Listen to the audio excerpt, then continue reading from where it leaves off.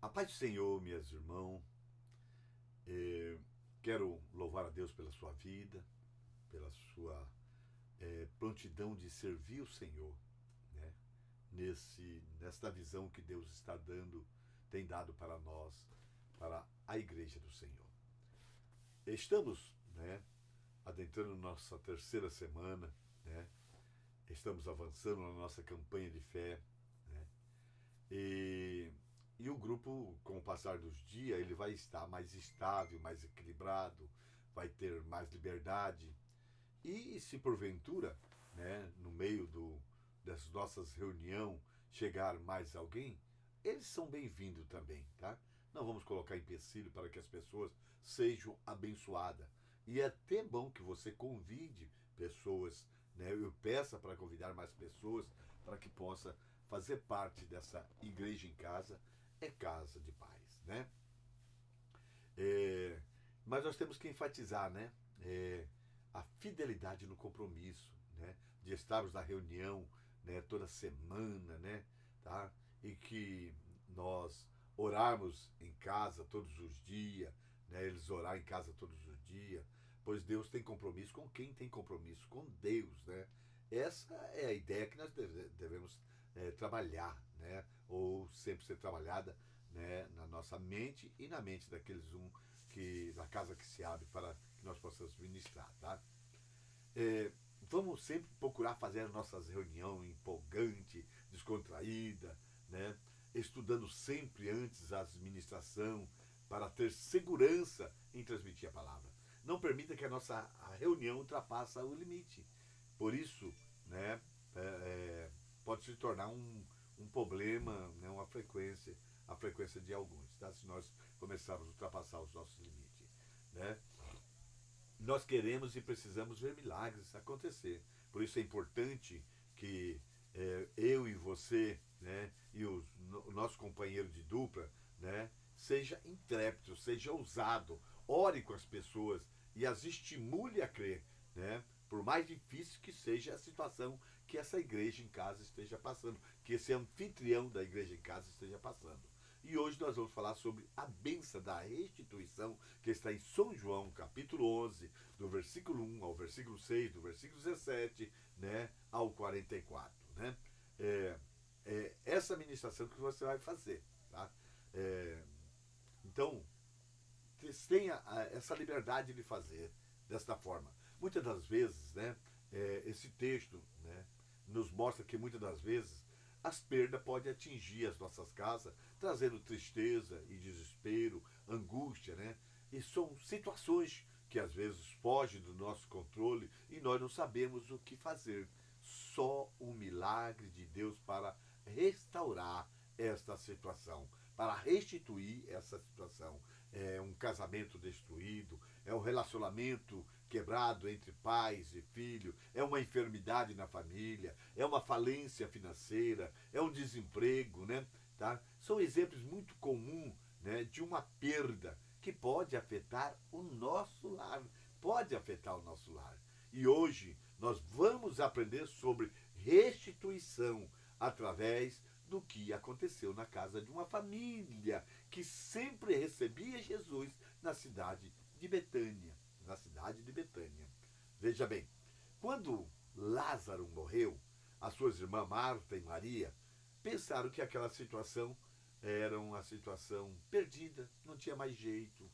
Mas Jesus entrou na casa deles, restabeleceu a paz, ressuscitou aquele que estava morto, tá? Vamos ver nessa história o que ela tem para nos ensinar, tá? Veja bem, o primeiro ponto que eu quero conversar com vocês é que Deus tem o seu tempo e a sua maneira de agir em nome de Jesus. Se você olhar aí João capítulo 11, do versículo 1 ao versículo 6 e o versículo 17, você vai entender, né, que Jesus era amigo daquela família. Sempre que passava por Betânia, Jesus hospedava-se na casa deles, né, quando não estava no monte orando a Deus, falando com o Pai. Né? E foi por isso que quando Lázaro adoeceu, as suas irmãs mandaram chamar a Jesus, né? Porém, nós sabemos que Jesus demorou né? Ficou mais 2 dias e nesse período Lázaro morreu. Muitas das vezes, queridos, nós ficamos confusos. Por quê? Mesmo buscando a Deus, as coisas não acontecem do jeito que queremos e no tempo que nós esperamos. E por causa disso, muitos se rebelam. Por isso, e para de buscar o Senhor. Mas, entretanto, o caminho do Senhor é perfeito, ainda que nós não entendemos. Tá? Essa aparente demora de Jesus, tá? Muitas das vezes acontece para provar a nossa fé, para quebrantar o nosso coração, ou simplesmente para que o milagre seja ainda maior, né? E o Pai seja glorificado, o Deus que está no céu seja glorificado. O nosso papel é sempre continuar buscando até que Deus opere em nosso favor. Esse é o primeiro ponto. E o primeiro ponto diz, né, que Deus tem o seu tempo e a sua maneira de agir. Ele não trabalha no nosso tempo. Amém? E o segundo ponto que nós podemos aprender aqui é que o amor de Deus por nós não pode ser medido pela ausência de problema. João 11, né, 5, no versículo 32 ao 36, você vai ver, tá? Se você acompanha na sua Bíblia. Veja bem, querido, Marta e Maria estavam confusas quanto ao amor de Deus. Ambas, ao receber Jesus, falam palavras que demonstram essa incompreensão, tá? Porque Jesus demorou tanto. Por que Jesus? Por que deixou o meu irmão Lázaro morrer? Se o senhor estivesse aqui, ele não teria morrido, né? No entanto, Jesus amava aquela família. A Bíblia vai dizer que ele amava Marta, Maria e amava Lázaro, tá? Estava sofrendo, né, com essa perda. Ainda que soubesse do milagre que iria realizar, Jesus chorou por ver eles sofrendo, por ver Marta sofrendo, por ver Maria sofrendo. Então Jesus, né, ele sofre com você, ele chora com você. Muitas vezes nós estamos em situações semelhantes a esta passagem bíblica, né? Por não compreendermos os caminhos de Deus, nós duvidamos do amor de Deus, do poder de Deus, né? E quando agimos assim, né, quando nós temos esse tipo de comportamento, tá? A gente atrasa os milagres que nós precisamos, tá? Então eu quero que você entenda que o amor de Deus por nós não pode ser medido pela ausência de problema. Entende, querido? Tá? E o terceiro ponto que eu quero que você aprenda com essa passagem, né, é que a fé abre porta do milagre em nossas vidas. João 11, 21, 22 e o versículo 40. Jesus diz para Marta: Marta, se creres, verá a glória de Deus. Né? Se creres, essa é a maior de todos os segredos espirituais. Né? Não somos capazes de entender o que Deus faz. Né? E em outras vezes chegamos até mesmo a discordar daquilo que Deus faz. Tá? Não entendo o que temos, né, que expressar incondicionalmente, tá? Mas o que temos que expressar é a nossa fé. A fé é o único canal para que os milagres, se quisermos ver a restituição daquilo que perdemos, nós precisamos exercer a nossa fé, a nossa dependência em Deus. Amém, querida? Tá? Então a fé abre porta, né, do milagre em nossas vidas.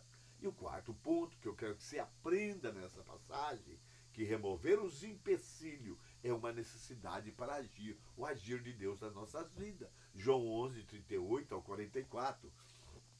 Né? Nós vamos ver que existe atitudes que precisamos tomar para que o milagre aconteça nas nossas vidas, né? Na nossa família. Existem coisas que Deus não vai fazer por nós, né?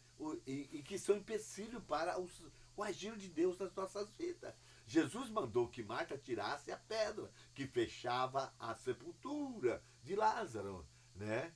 Ele poderia fazer isso de uma maneira sobrenatural. Jesus poderia, né, falar pedra sai, ela sairia, mas ele não fez, porque há sempre uma responsabilidade que cabe a você, que cabe a mim, que cabe aos homens, né? Tá? Então, por exemplo, querido, Tá? Se o casamento está destruído por causa da infidelidade, o Senhor pode e quer restaurar esse casamento, mas é necessário que o adultério seja removido. Se o relacionamento em casa tem sido rompido devido à violência, à agressão, à grosseria ou ao desrespeito, primeiro é preciso remover esses obstáculos para que o poder de Deus entre em ação. Tá? Presta bem atenção, querido. Se os negócios estão falidos porque havia desonestidade, tá? Isso não vai mudar. O Senhor não vai operar. Tá? Resumindo, querido, primeiro nós temos que fazer a nossa parte para que depois Jesus faça a parte dele. É sempre assim. Eu faço a minha parte e Jesus faz a dele. Tá? Querido, entenda. Ainda que não compreendamos a maneira como Deus está fazendo as coisas, precisamos crer e perseverar. Lembre-se que a fé é a chave, porém a verdadeira fé se manifesta em atitude da nossa parte. Precisamos orar, precisamos buscar a Deus, seguir firme na aliança, mas precisamos também remover a pedra, nos livrar dos obstáculos que estão entre o Senhor e aquilo que nós estamos buscando. Se nós fizermos assim, ainda que o luto e o choro tenham entrado na nossa casa, dará lugar à alegria, porque o nosso Deus é Deus de ressurreição e é Deus de restituição. Queridos, quando você terminar de ministrar, ore sobre todos e decretando um milagre em suas vidas. Termine mostrando a importância de que todos conheçam a igreja, em nome de Jesus. E você pode dizer amém, amém